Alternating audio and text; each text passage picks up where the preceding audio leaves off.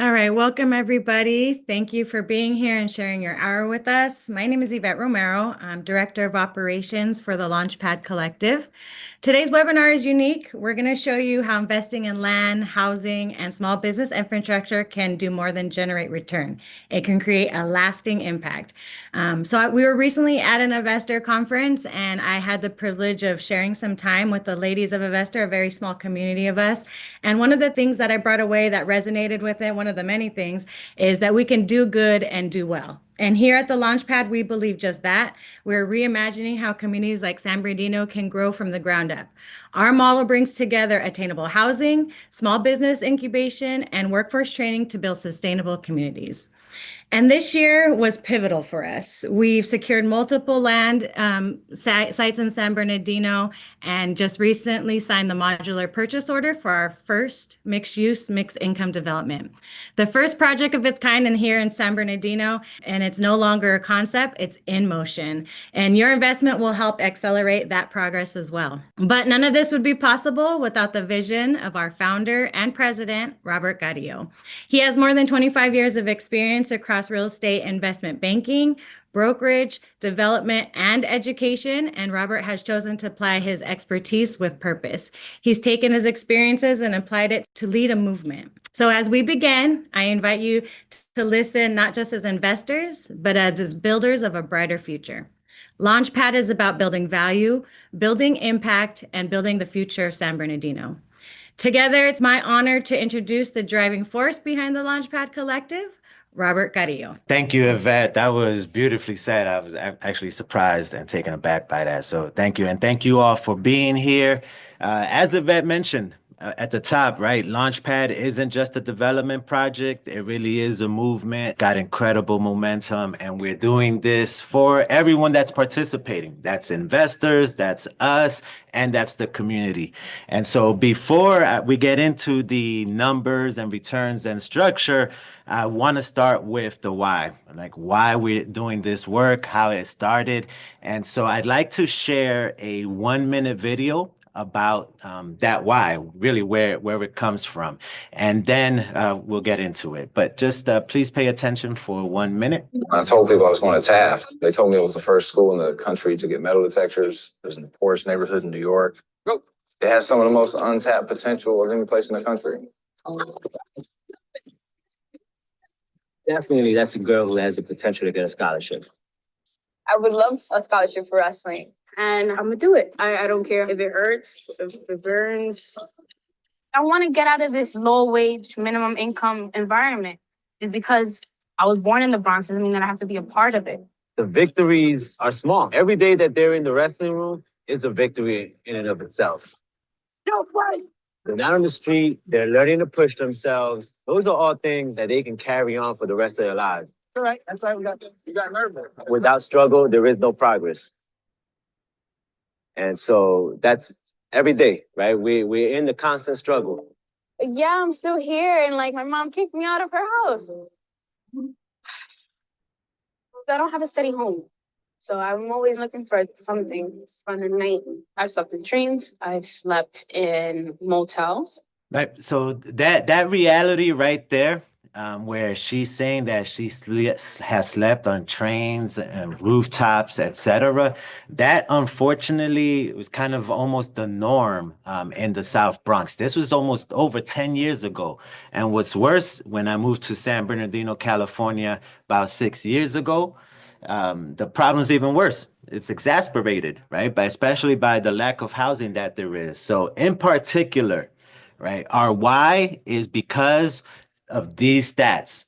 Too many young people living on the streets, not having a permanent address, like the McKinney-Vento students. They don't have permanent addresses. That's almost become the norm here in San Bernardino County. And so we came up with, like everything that we're working on really is in response to solving that crisis and issue that we have here. And as I mentioned, it's exasperated by the lack of housing that we have. Never mind affordable housing, just housing. So our governor has mandated that every city in California produce a certain number of housing units. San Bernardino's number is 8,100 by 2029. As of today, Only 750 units have been built. That's less than 10%. So that creates an opportunity, right? An opportunity to fill that gap with housing, but also to develop responsibly, right? With the whole community in mind. And we have a solution. So I'd like to share a 30-second clip of Mayor Helen Tran, Mayor of San Bernardino, talking about what the solution could be. San Bernardino's challenge require more than conventional solutions. They demand ambitious, innovative action. That's where LaunchPad comes in. LaunchPad offers a scalable model that integrates affordable housing with economic opportunities, such as micro retail, small-scale manufacturing, commercial kitchens, and workforce development. Designed with sustainability at its core, LaunchPad incorporates green building practices and carbon neutral technologies, aligning with California's ambitious climate goals. This innovative approach addresses systemic challenges and positions San Bernardino as a hub for inclusive, accessible, and environmentally responsible economic growth. It reinforces our commitment to investing in projects that provide holistic and forward-thinking development solutions. So Mayor Tran is talking about the LaunchPad. That's our mixed use, mixed income model that really will be both an economic and housing hub. On the ground floor, we'll have commercial spaces, turnkey incubator type spaces to help entrepreneurs and small businesses. And on the upper floors, our flagship will have housing for youth aging out of foster care, transitional age youth, and veteran women with children. The same girls that I worked with in the Bronx, the same girls who went on to graduate from high school and college and still became unhoused, those are the girls that we're trying to solve the problem for, right? That's our why. And so we've actually created a physical structure that can address their issues or some of their issues, right? And so the idea is that our residents and businesses will achieve financial and housing independence within 2 to 5 years. I've spent a little bit of time about the why. I'll tell you a little bit about who I am. Yvette mentioned it at the top, 27 years in real estate, community, and youth development. Got my, I'd say, my economic grounding, if you will, getting my BA in economics from Wesleyan University, a top program there, and got my master's in education at a top program in New York. My real estate, financial analysis, investment grounding at Deutsche Bank, one of the top global firms in the country, in the world, global. My affordable housing grounding at HCCI, one of the largest affordable housing developers and managers in New York City. That's Harlem Congregations for Community Improvement. And at Win Companies, I've been 15 years on the board, serving as the treasurer of a $50 million annual budget at Bronx Care Martin Luther King Jr. Health Center. In San Bernardino, I've mentioned 5-6 years here, really got some grounding, firm understanding of the issues with a year-long fellowship at Recast City here in San Bernardino with other organizations. And really what we did was study the vacant parcels or I'd say disenfranchised blocks in San Bernardino. We studied them, looked at solutions for them, and really a lot of the lessons learned there is what we are incorporating in the LaunchPad. I do not do this alone. I have a team. Yvette Romero, as you met, is the director of operations. Ruben Mendoza is a housing and economic analyst. And beyond us, our organization, we have a coalition. We've got education with the Community College District. We've got entrepreneurship with Asociación de Emprendedoras. We've got labor involved with La Una. Our modular construction, as I mentioned, we're doing modular, 100% electric, 100% solar. We've got the chamber involved. We've got With Open Arms that'll provide rental housing, supportive services to our residents, and TKO Financial. This is a true public-private partnership, and we're proving that with it, we're going to solve the solutions. I mean, the issues that we have here, right? So far, what you've heard about is what we're doing in the solutions. And so and you may be wondering, when are we getting into the investment part? But what we're doing with the housing piece really can only be done because we're using a strategy that we've, not that we've created, but that we've discovered here in San Bernardino that can be applied here in San Bernardino. So I'd like to start with land, because land is the key part for us to be able to build the affordable, the type of housing that we want to build. So land, this is what we're investing in today. What determines land? Three things: location, not only where it is in the country, but where that piece of land is in the jurisdiction, in the county, in the city. Zoning and density, or floor area ratio. That's how much you're allowed to build of what you want to build, right? Those are the three ways to determine land value. Now, the zoning piece of that is really what is allowed to be built on that land. Four types of zonings that we'll cover, but really the main one we'll see here at the end. So we've got residential, commercial, industrial, and mixed use, which is where we reside. Commercial on the ground floor, residential above. And there are typically four ways to earn money with land, right? The first is through a ground lease. So that's you as the owner, you rent it out, you rent the land to a company. The most common that we see out here, let's say, is a fast food, Starbucks, right? Starbucks is rarely the landowner of the building. So what they do is you own the land, they'll rent the land from you, and then they'll put up their drive-through. That's the most common form there. There's a joint venture. That's where you contribute the land as the owner, and you work with a developer who will put up a building, right? It could be residential, it could be commercial, but again, you're contributing the land. The third way is to build, right? You have land, you build on that land, whatever you want. Not whatever you want, but again, residential, commercial, industrial. And then the last way is through entitling and flipping. And this is the space where we reside also, right? This first part, entitling, I'll get into it in a second, but that is the critical part of the wealth creation that we can create, or that we can tap into to provide returns for investors, us, and the community. And so that shovel ready, when you're entitled, when you have gone through the process of getting architect plans, going through the city, going through planning, getting permits, when you've done that, you've made the land shovel ready.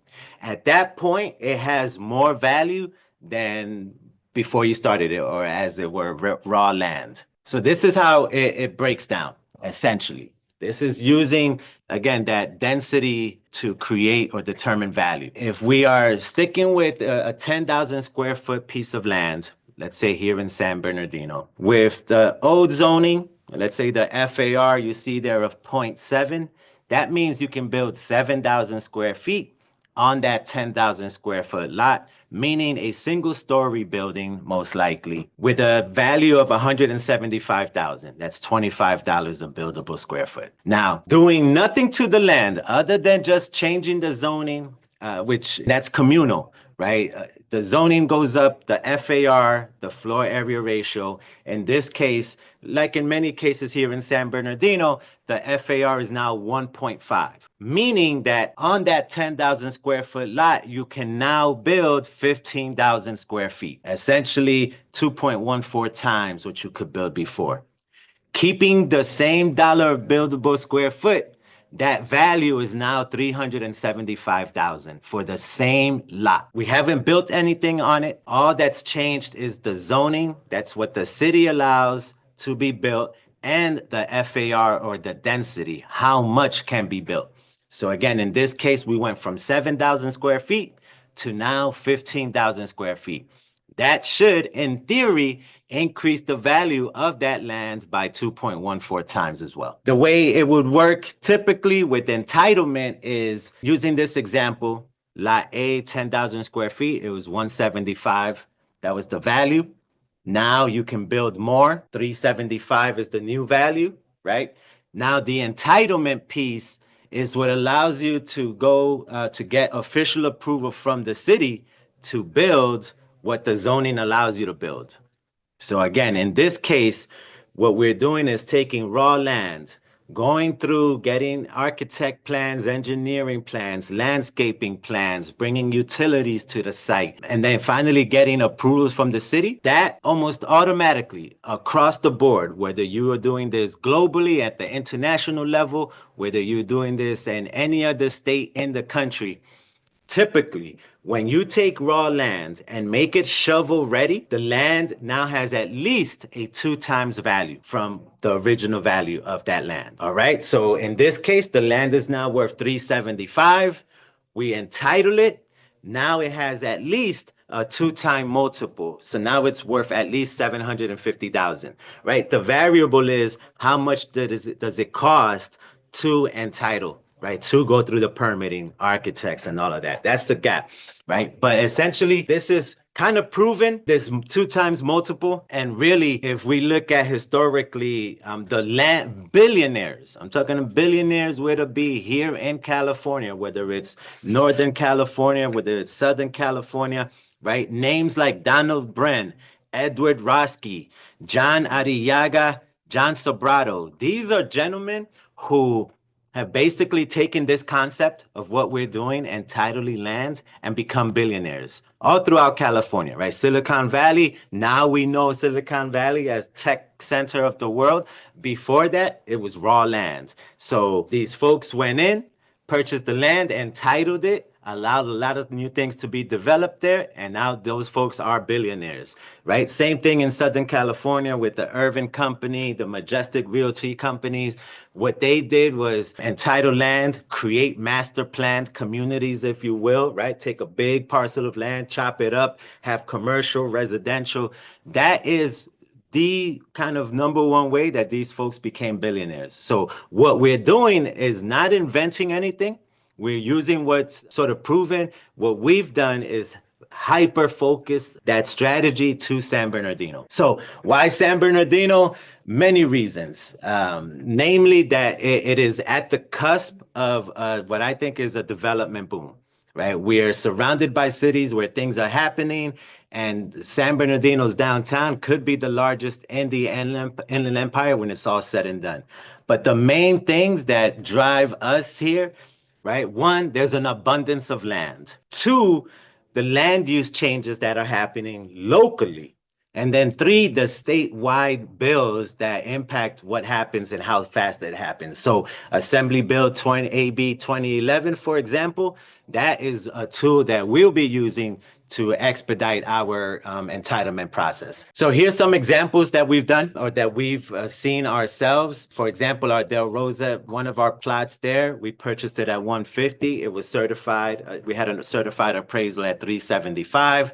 When we go through the entitlement of that, it'll have at least a 2-time multiple of 750. We did this, not that we did this, right? We've identified these opportunities. So we got this $1.8 million piece of land that was for sale at that. True value is 4.825 million. Another parcel, 195,000, true value 350. Two other parcels, both at 350. We got them different levels of discount, but one came at 850, other at 630, and lastly 250 and 650, right? So these are the multiples that we're getting before we even start the entitlement. All right. So again, for example, in this Del Rosa case, we purchased at 150. Right off the bat, it has a 375 value. So we can tap into that equity that's available there to entitle to get that 2x multiple. And now we can share that spread, right? So here's the model, right? We acquire undervalued land, we entitle it, we then sell that land, and we repeat the process. So in this case, the opportunity for investors is here on this $2 million opportunity fund that we have. What we'll be doing is acquiring 4 parcels of land, 1.145 million. We'll be entitling, paying all sorts of fees. That's 855. So that's a $2 million total right there. But when we're done with entitlement, we expect an almost $5 million valuation. Expect a minimum of $5 million valuation on this deal right here. And then we'll do the same thing, sell it. Here's an opportunity within our $2 million fund, right? We've identified 4 parcels that we're using this strategy on. $350,000 purchase, 630 appraisal. We'll spend another 250 to entitle, a total of 600,000 we're in. Resale value 1.26 million. And so here are the investor tiers. Any investor that invests from 50 to 99,000 will receive a 20% annual return. Right, and then the numbers increase from there, the returns that we're expecting. Here's the thing, right now there are 4 parcels. We don't need to raise the full $2 million to start our strategy. And we've identified 4 parcels of land with different fund amounts. We'd be able to fund that whole little project. So we don't need the 2 million all up front. That's one. The second one is that we can start on our first project with 350,000. And then the other ones are 450,000 and then 2 at 600,000. Right. And that combined will be this $2 million fund. We have a 24-month hold on this. Typically, land entitlement can take anywhere from 8 months to 24 months. We are going to do our best to bring it down under 12 months. That way we can produce the return sooner, almost doubling the return in that sense. But that's the number one thing. Right now, we're going through the entitlement process on our large parcel of land. I'd say we're in month 4 right now of the whole process. And the way we're moving, we're looking to actually break ground on that site in the next 2 to 3 months. So we'd have gone through the entitlement and actually broken ground in under 8 months, which again is fast paced. But there are a lot of advantages that we have here in San Bernardino.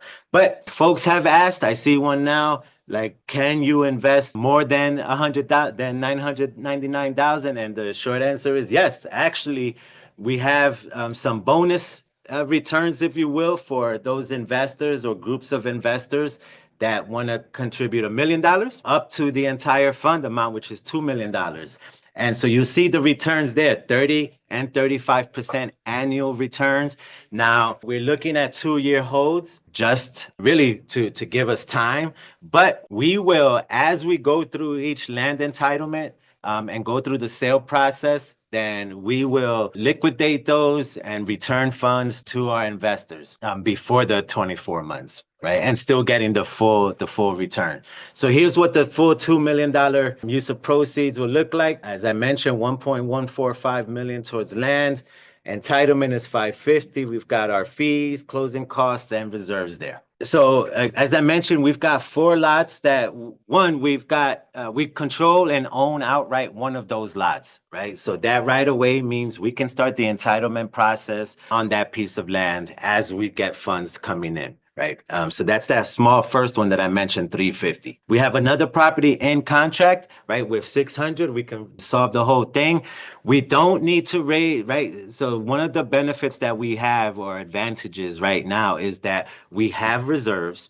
So we've gone out and already acquired one of the parcels that we're bringing into this fund. So, we're not under pressure to close on that. We've already closed.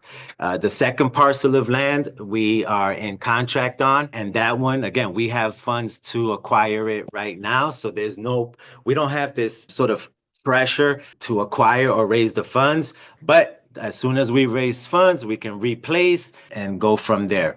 The other 2 we are negotiating, and then we've also identified other parcels of land in San Bernardino. Ultimately, the goal is to raise about $10 million to purchase other strategic parcels where we can have that initial 1.8 to 2-time multiple, and then we can entitle and get another 2-time multiple. And again, in that way, we can share the spread with investors, ourselves, and our community. And the way we share it with the community is by building this housing and building this economic hub for our residents and community. Actually, let me backtrack and let me go back just to show you again here. These 4 parcels that we're acquiring or that we've acquired one already, combined, the total appraised value today is $2.48 million. So even with the full $2 million raise, there is still equity in it today, so that we could, if we decided to just do intense marketing and try and sell it outright, we could just sell these parcels, priced correctly to pay back investors or to at least cover the initial investment, right? But this is just, we're not doing that, but this is just to show you that there's ample room and equity in the parcels to protect the investment. So I mentioned a couple of advantages that we have. That first one is a big one, right? This $2 million investment is protected by $2.5 million in land. That's the first right off the bat, right? So you're already walking into a position that there's already equity built in.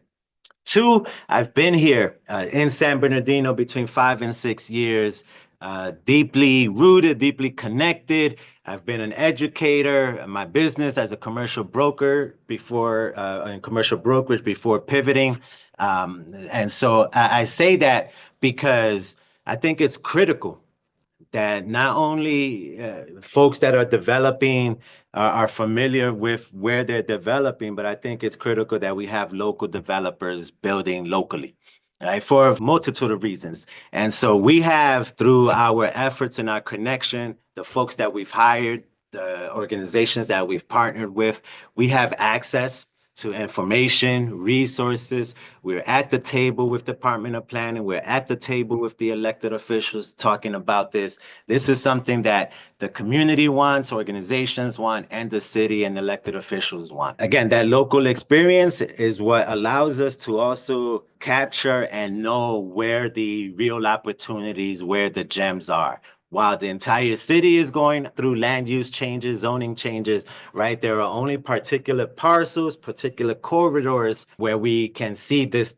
kind of 2, 3, 4 time multiple effect. We are strictly focused in San Bernardino, have been for the past, I'd say we focused our commercial brokerage and then our residential brokerage to San Bernardino over the past 3 years, have made a full focus in San Bernardino. And even within San Bernardino, we've got 7 wards and have really focused or concentrated our efforts on 4 or 5 of those wards, I'd say, where we have the highest need in our community. And then lastly, beyond the equity in the land, right? First, let me say, you get a first lien position on the land.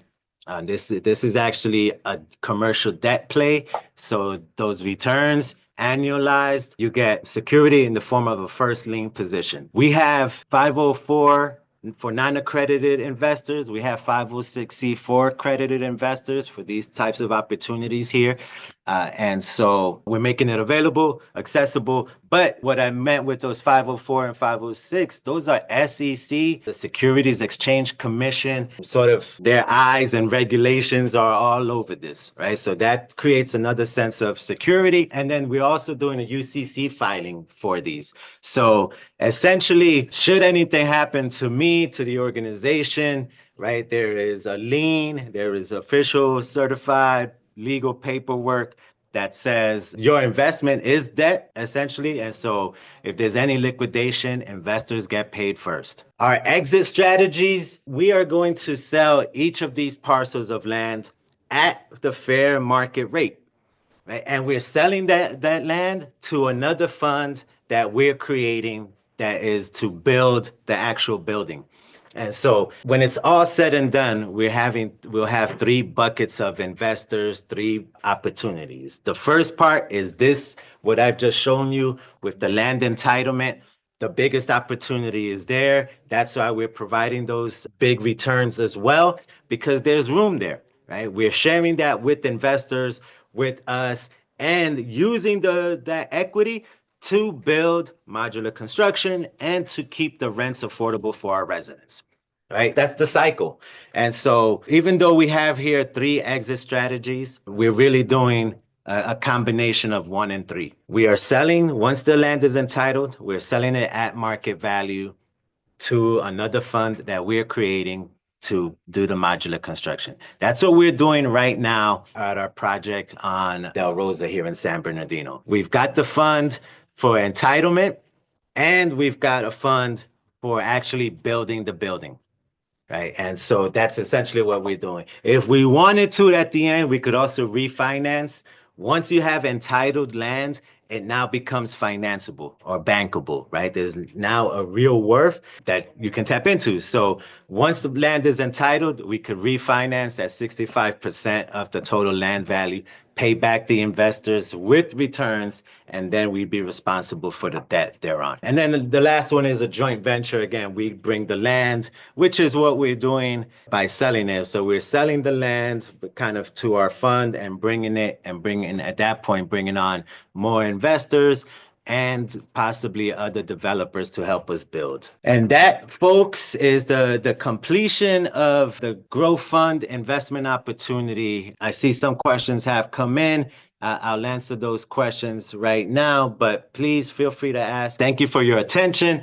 Really, just on a side note, this is a great opportunity, I think, again, for public-private partnership, and also showing proof what Yvette mentioned at the beginning, that we can do well by doing good. And this is, I think, a perfect example of that. We can give strong returns while also creating the type of housing that our community needs. So again, thank you for your time, and I will hand it off to Yvette. Wonderful. So we do have a couple of questions that we'd like you to answer, Robert. The first one you mentioned, it's only for accredited investors. How do I know if I am? Good question. So the first one is you can talk to your accountant, right, and see what's up there. But really, if you are a single individual person and make $200,000 a year or more, then you could be accredited. If you are a couple or in a partnership, that number is 300,000. And if you have $1 million in assets, not including your personal residence, you could be an accredited investor. But you need to get a letter from an accountant stating that all of that is accurate. Next question is, can I invest in phases? For example, as I invest in certain amount once again and then again at another time? Yeah, so this is a $2 million raise. As I mentioned, we can get started with our entitlement and first part. We can actually split this into 4 projects, right? Those 4 parcels of land. We need $350 for the first parcel, $450, $600, and $600. And so, yes, if there is still room to invest, down the line and until we reach the 2 million, then you can invest at any point during that time. So yeah, we'll leave it at that. I think that answers that. Okay, I don't have any other questions at the moment. That would conclude our presentation. We will be following up with emails. Robert, if you want to put up the QR code, you can have access to the presentation, but we will follow up with emails and also a Calendly link if you want to schedule a personal appointment with Robert and get more information.